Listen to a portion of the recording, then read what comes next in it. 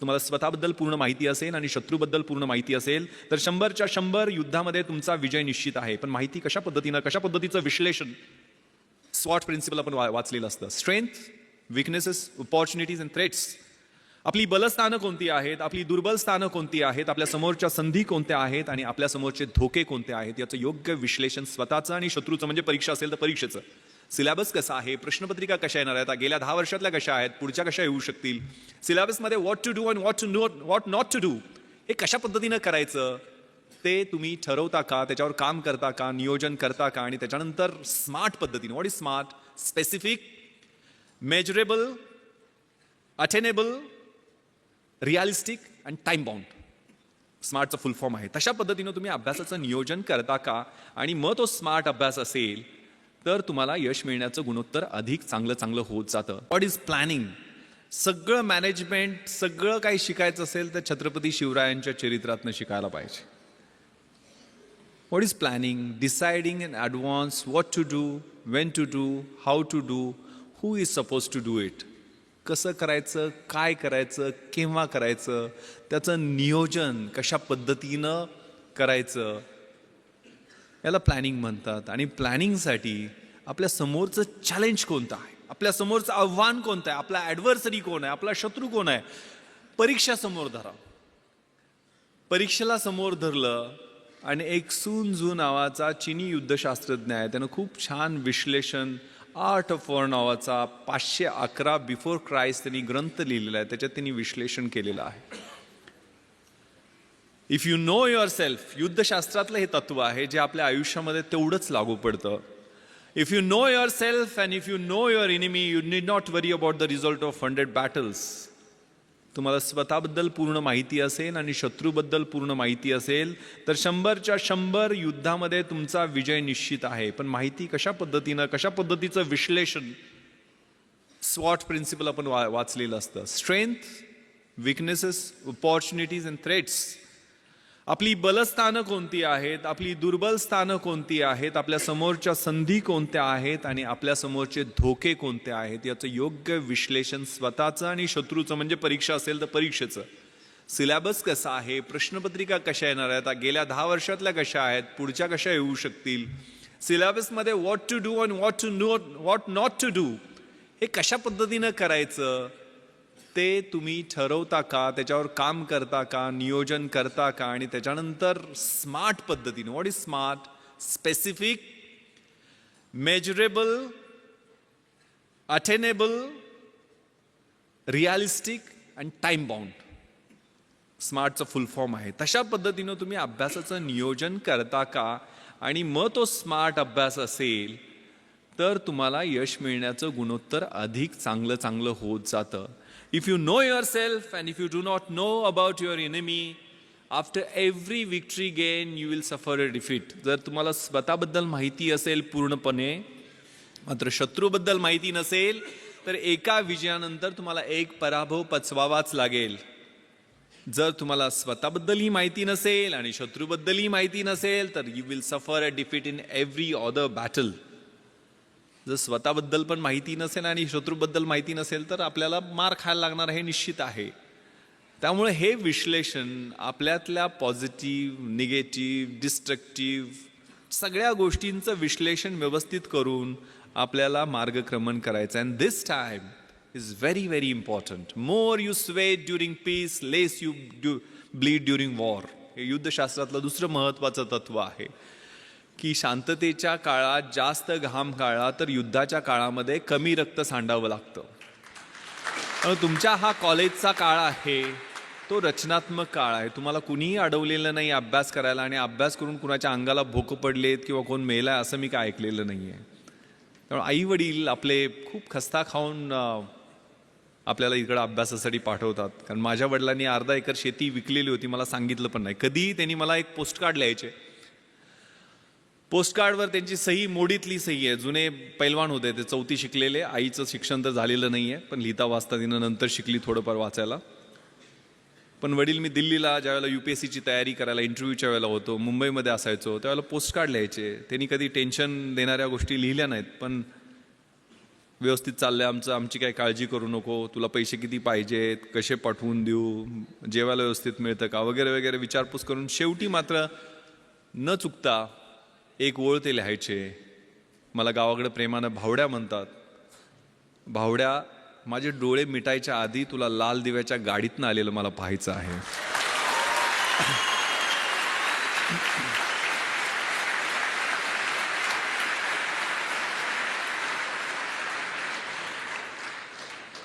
मग आग लागायची. कुठं कशी लागायची माहीत नाही, तर किडा पेटायचा. आपल्या त्या निरक्षर असो, अडाणी असो, पैलवान असो, पण माझ्या त्या बापाचं स्वप्न पूर्ण करण्यासाठी मी अभ्यास करणार. आणि मग तिथं कॉम्प्रोमाइज नाही. त्यामुळे प्लॅन केला तो. मग आनंद, मी, सुगंध एकत्र बसून आम्ही कॉलेजला असताना प्लॅन केला. तर तिघंजणं एका खेड्यातली 1800 लोकवस्तीच्या गावातनी 3 पोरं प्लॅन करू शकतात. तर तुम्हाला तिथं इतकं चांगलं इन्फ्रास्ट्रक्चर आहे, पुस्तक आहे, मार्गदर्शक आहेत, सगळ्या गोष्टी उपलब्ध आहेत. एवढ्या सगळ्या गोष्टी असताना घोड्याला फक्त पाण्यापर्यंत आपण घेऊन जाऊ शकतो. त्याला पाणी प्यायचं की नाही हे आपण ठरवायचं आहे. त्यामुळे आपण सगळेजण निर्णय घ्यायचा आहे त्याच्या बाबतीत. त्यावेळेला तो प्लॅन केला. यश अपयश मिळत राहतं, असतं, त्रास होतो, पेन्स होतात, फ्रस्ट्रेशन येतं. जे मी तुम्हाला सांगितलं, मी मरीन ड्राईव्हवरती फिरायचो. पहिल्यांदा इंटरव्ह्यूतनं नापास झालो त्यावेळेला अजून फ्रस्ट्रेशनमध्ये गेलेलो होतो. 21व्या वर्षी मुलाखतीतनं परत आलेलो होतो. पण दुसऱ्याच वर्षी 3 पोस्टवर सिलेक्ट झालो. एक पण नाही. मी पहिल्यांदा MPSCतनं सेल्स टॅक्स इन्स्पेक्टर झालो, नंतर डेप्युटी कलेक्टर झालो आणि IPS UPSCच्या एक्झाममधनं झालो. म्हणजे 12 परीक्षा मी सलग पास होत गेलो. 1996ला 1997ला ट्रेनिंगला गेलो. जो विद्यार्थ्याला विद्या देतो, धन पाहिजे त्याला धन देतो, अपत्य पाहिजे त्याला अपत्य देतो, मोक्ष पाहिजे त्याला मोक्ष देतो, तो गणपती बाप्पा आम्हा पोलिसांना मात्र भरपूर टेन्शन देतो. कारण त्याच्याकडे असणारं अटेन्शन. मग ते अटेन्शन आम्ही बदललं. गावातनं पैसे जमा केले आणि व्याख्यान मला घेतली. त्यावेळेला निर्मल कुमार फडकुले, शिवाजीराव भोसले असे व्याख्याते आणून सुद्धा आमचे 44,000 रुपये शिल्लक राहिले. कारण सहकार चळवळ आमच्या भागात ही चांगल्या पद्धतीनं रुजलेली आहे. सगळ्या कारखान्यांनी, सूतगिरण्यांनी चांगली मदत दिली होती. 7 का 8,000 रुपये खर्च आले. 44,000 रुपये. मग करायचं काय याचं? तर गाववाल्यांनी वेगवेगळे प्रस्ताव दिले. कुणी म्हटलं तालीम बांधूयात, कुणी व्यायामशाळा करूयात, कुणी म्हटलं ॲम्ब्युलन्स गावात आणूया, त्याच्यासाठी अजून पैसे जमा करू. पण आम्ही प्रस्ताव दिला की हे पुस्तकासाठी पैसे आम्हाला द्या. आम्हाला काही कथा, कादंबऱ्या, नाटकं, कविता असली पुस्तकं नको. तर आम्हाला MPSC, UPSC, bank recruitment, railway recruitment, army recruitment याच्यासाठी लागणारी स्पर्धा परीक्षेची पुस्तकं पाहिजे. ते वाघिणीचं दूध आम्हाला द्या, आम्ही तुम्हाला रिझल्ट दाखवू. गाववाल्यांनी नाही होय करत पुस्तक आणायला परवानगी दिली. 44,000 रुपये आम्हाला पुस्तकासाठी मिळाले. मी आणि माझे मित्र ती लिस्ट घेऊन पुण्याला गेलो. पुण्यामध्ये जेवढी जमतील तेवढी. त्यावेळेला NCERTची पुस्तकं कुठं मिळतात हे पण माहीत नव्हतं. NCERTची पुस्तक विमाननगरला कुठल्या तरी एका सेंट्रल स्कूलच्या तिथल्या लायब्ररीमध्ये मिळतात म्हटल्यानंतर तिथनं आम्ही जाऊन पुस्तकं आणली. म्हणजे हनुमान जशी संजीवनीसाठी अख्खा डोंगर घेऊन आलेला होता, तशी जेवढी मिळतील तेवढी NCERTच्या पुस्तकात ठराविकच लागतात पुस्तकं. या परीक्षेसाठी व्हॉट नॉट टू डू हे खूप महत्त्वाचं असतं. आणि ते नियोजन, कॉमन सेन्स, परीक्षेची तयारी. म्हणजे हे UPSCसाठी मी बोलत असलो तरी तुम्ही ह्या रेग्युलर गोष्टी तुमच्या रोजच्या जीवनामध्ये सवयी लावून घ्या. कारण अभ्यासाची शैली माझ्या अंगभूत मी करण्याचा प्रयत्न केला होता. मी मोटरसायकलचा नंबर दिसला तरी त्या 786 असेल तर 786 झाली. जगाच्या इतिहासात काय झालं, महाराष्ट्राच्या इतिहासात काय झालं, भारताच्या इतिहासात काय झालं ते आठवायचा प्रयत्न करायचो. डायरी प्रत्येक पानावर माझ्या छोटी डायरी होती त्या ठोकळ्यात. कारण मी इतिहासच माझं ऑप्शनल सब्जेक्ट होता. मी कुठलेही म्हणजे CSR एक माझ्याकडे असायचं नेहमी, जे नेहमी जाताना कुठेही वाचायचो. मी अगदी ॲन्युअल ट्रेनिंग कॅम्पला रुकडीला गेलेलो होतो कोल्हापूरच्या जवळ. 5 महाराष्ट्र बटालियन NCC सर्टिफिकेट मी केलेलं आहे. शेवटच्या वर्षी ज्यावेळेला कॅम्प होता त्यावेळेला CSR घेऊन गेलेलो होतो. आणि तिथं मग वक्तृत्व स्पर्धा जाहीर झाल्या, इलोक्युशन कॉम्पिटिशन. मग त्याच्यात मी पार्टिसिपेशन केलं. इंग्लिश आणि हिंदीच. NCC असल्यामुळे 2च ऑप्शन होते. हिंदी काय जमायचं नाही. इंग्लिश पाठांतर खूप चांगलं होतं पण अर्थ काय कळायचं नाही. एक CSRचा मॅगझिन होतं माझ्याकडे, त्यात नॅशनल इंटिग्रेशनचा निबंध होता. इकडेही विषय नॅशनल इंटिग्रेशन, पण तो निबंध देशात पहिला आलेल्या मुलाचा होता. आणि तो निबंध मी काहीही कळत नसताना जसाच्या तसा पाठ केला आणि मी 1ला नंबर काढला.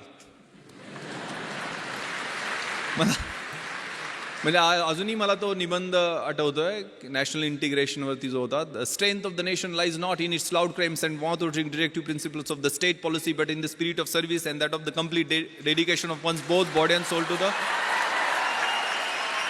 Cause of unity and integrity of the nation. आता महत्त्वाचं सांगतो, मी डेप्युटी कलेक्टर उपजिल्हाधिकारी म्हणून जे सिलेक्शन झालं त्यावेळेला मला फक्त इंग्रजीमध्ये 100पैकी 92 मार्क मिळाले होते म्हणून झालेलं होतं. हे 92 मी मराठी माध्यमाचा माझं ॲव्हरेज इंग्लिश होतं, पण माझं ग्रामर आणि रायटिंगमधलं इंग्लिश बोलताना मी UPSCची मुलाखतसुद्धा मी मराठीतून दिलेली आहे. पण तिथं मी काय केलं, मी पेपर फोडला नव्हता. 92 मार्क मला कसे पडले, कारण त्यावेळेला 40 मार्काला एसे असतो. आता मी कुठला निबंध पाठ केला होता, नॅशनल इंटिग्रेशनचा, आणि इथं मला निबंध कुठला आलेला होता, if I were a prime minister, मी पंतप्रधान झालो तर. आता मी कसे बदल केले त्यातले, म्हणजे मी मगाशी आता भाषणात सांगितलं नॅशनल इंटिग्रेशनमध्ये कसं होतं, the strength of the nation lies not in its loud claims and mouth watering detective principles of the state policy. इकडं कसं गेलं, the strength of the nation lies not in prime ministers loud claims and his mouth watering direct. पुढं असं होतं, however with every salute and cheers to our grand and mighty past we cannot but admit that our present is afflicting, sometimes it is horrifying, sometimes frustrating. इकडं कसं गेलं, however with every salute and cheers to our grand and mighty past of Jawaharlal Nehru, Indira Gandhi, our present, त्यावेळेला इंदर कुमार गुजराल आणि ते चंद्रशेखर सरकार पडणं वगैरे सुरू होतं, ते सगळं इट इज अफ्लिक्टिंग, समटाईम्स हॉरिफाईंग. असे व्यवस्थितपणे फिलिंग द ब्लँक्स केले आणि व्यवस्थितपणे पेपर तो लिहिला आणि 92 मार्क मिळाले आणि मी डेप्युटी कलेक्टर होऊ शकलो. हा प्रयोग माझ्या मित्रानं केला आणि त्याला 37 मार्क फक्त पडले. त्यामुळं हा प्रत्येकाचा इंडिव्हिज्युअल अप्रोच असतो, प्रत्येकाच्या अभ्यासाची शैली ही वेगळी असते. माझी दुसरं कारण मी डेप्युटी कलेक्टर होण्याचं, माझा समाजशास्त्र विषय मी घेतलेला होता. कधी घेतला, ज्यावेळेला MPSC प्रिलिम्सचा रिझल्ट लागला आणि मी पास झालोय आणि 1.5 महिन्यांनी MPSCची मुख्य परीक्षा आहे हे माहीत झाल्यानंतर मी समाजशास्त्र विषय घेतला. कारण मराठी लिटरेचर माझा दुसरा ऑप्शनल सब्जेक्ट UPSCच्या अभ्यासासाठी, IAS IPSच्या तयारीसाठी मराठी साहित्य होता. पण MPSCमध्ये मराठी साहित्याचा चांगला स्कोअर होत नाही आहे, त्यामुळे मला माझ्या मित्रांनी सांगितलं की तो विषय घेऊ नको. मग मी समाजशास्त्र विषय घेतला. समाजशास्त्राचं सोशॉलॉजीचं स्पेलिंग सोडून मला काहीही माहीत नव्हतं. मी बाजारात गेलो, सगळ्यात छोटं पुस्तक असेल ते निवडलं आणि ते 175 पानाचं पुस्तक घेऊन आलो. आणि माझा एक मित्र संजय देशमुख, जो MPhil इन सोशॉलॉजी झालेला होता, त्याला म्हटलं मला जरा मार्गदर्शन कर रे, माझं 7 दिवस मी देऊ शकतो या विषयाला, मला समाजशास्त्र विषयात चांगले मार्क्स पाडायचे आहेत. तोही मेन्सला होता. तो 3 ठोकळे त्यानं मोठे मोठे काढले आणि जवळजवळ 350-400 डेफिनेशन्स इंग्लिशमध्ये त्याला पाठ होत्या. आणि असं टेन्शन दिलं की म्हटलं आता आपण गळ्यात दगड बांधलेला आहे आणि उडी मारलेली आहे आणि 100% बुडणार. मात्र ते 7 दिवस त्या पुस्तकाबरोबर मी अभ्यास केला, म्हणजे रोमॅन्स केला, लिटरली कॉन्सेप्ट समजून घेतले.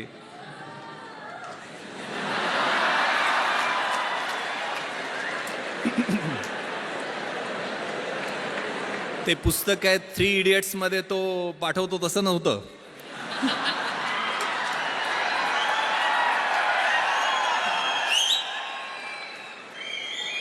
आणि तुम्हाला विश्वास बसणार नाही, माझं मार्कशीट तुम्हाला मी दाखवेल. ज्यावेळेला रिझल्ट लागला, जो MPhil इन सोशॉलॉजी होता संजय देशमुख, त्या माझ्या मित्राला 200 पैकी 80 मार्क पडले, म्हणजे 40% मार्क मिळाले. त्या ठिकाणी 8 दिवस रोमॅन्स करून, 8 दिवसच अभ्यास करून मला 200 पैकी 160 म्हणजे 80% मार्क मिळाले.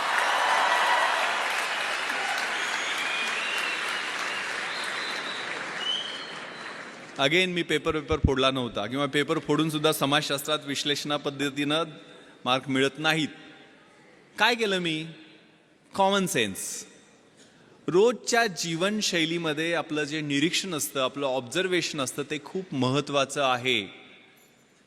प्रश्न काय होता समाजशास्त्रात? बलुतेदारी सिस्टमबद्दल प्रश्न होता.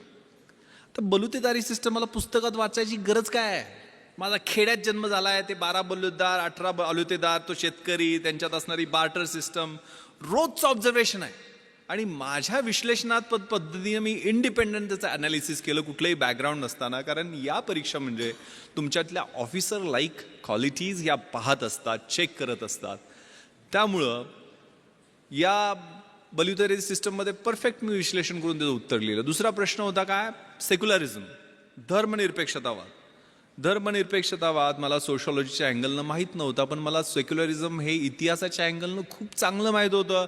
कारण युरोपमध्ये 30 इयर्स वॉर झाला, त्या ट्रिटी ऑफ ट्रॉस्की झाली, त्यातनं सेक्युलर म्हणजे प्रोटेस्टंट अँड कॅथलिक्समध्ये वॉर झालं, आणि त्यातनं ह्या कॉन्सेप्टचा उदय झालेला आहे. त्यामुळे त्याचं रिलेव्हन्स आपल्या देशाच्या दृष्टीने कितपत आहे, टॉलरन्स आणि सेक्युलरिझमचं कम्पॅरिझन, हे इतकं चांगल्या पद्धतीने मी जगाच्या इतिहासाच्या अनुषंगानं लिहिलं की इतरांपेक्षा वेगळं उत्तर झालं. Winners don't do different things, they do the things differently, असं काहीतरी म्हणतात.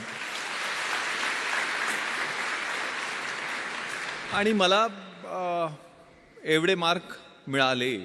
त्यामुळं आपला जो ध्यास आहे, म्हणजे ज्ञानाचा ध्यास, अभ्यासाचा ध्यास, हे खूप छान संस्कृत सुभाषित मला माझ्या शिक्षकांनी, 7वीला माझं संस्कृत होतं, मी शिराळ्याला शाळेला गेलो त्यावेळेला, विद्वत्वांच नृपत्वांच नैवम तुल्य कदाचन स्वदेशे पूज्यते राजा विद्वान सर्वत्र पूज्यते.